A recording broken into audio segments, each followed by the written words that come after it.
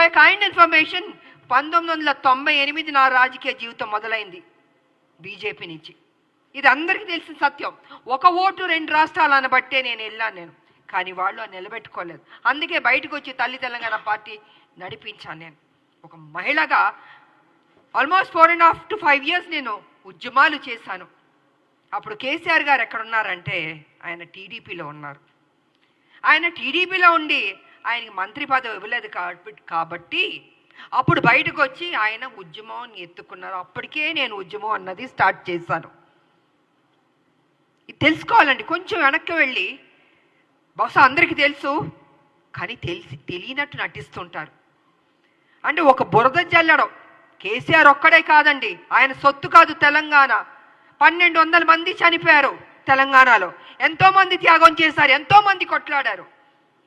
దాంట్లో ఒక ఆడబిడ్డగా నా వంతు నేను కృషి చేశాను. నేను అలాంటిది ఈరోజు ఒక ఎమ్మెల్సీ వచ్చినందుకు ఎలా వచ్చింది, ఎందుకు ఇచ్చారు, ఏం చేశారు, ఆవిడ అక్కడ ఏంటంటే ప్రశ్నలో.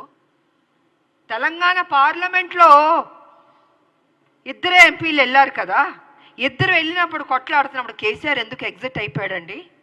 చివరిదాకా ఉంది. ఆ రోజు మా ఎంపీలు, కాంగ్రెస్ ఎంపీలు అందరూ ఉన్నాం, పెప్పర్ స్ప్రేలు కొట్టారు. నార్త్ ఎంపీలు అందరూ చితక బాదుతున్నారు మమ్మల్ని ఎంపీని. నేను మీరా కుమార్ గారిని ఇలా పట్టుకుని నిలబడ్డాను. నేను ఇంత చేస్తే ఇదా అండి మీరు మాకు చూపించే కృతజ్ఞత? ఇదా మీ కుట్ర బుద్ధి? అంటే మీకు బడుగు బలహీన వర్గాలంటే నచ్చదు దొర, మీ దొర బుద్ధేతో చూపించుకుంటున్నారు. అందుకే నిన్ను దొర అంటున్నాను నేను. బడుగు బలహీన వర్గాలకి గౌరవం ఇవ్వడం నేర్చుకోండి.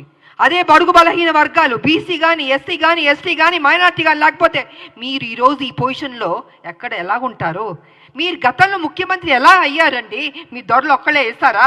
ఇంతమంది ఓటు వేయబట్టి మీరు ముఖ్యమంత్రి అయ్యారు.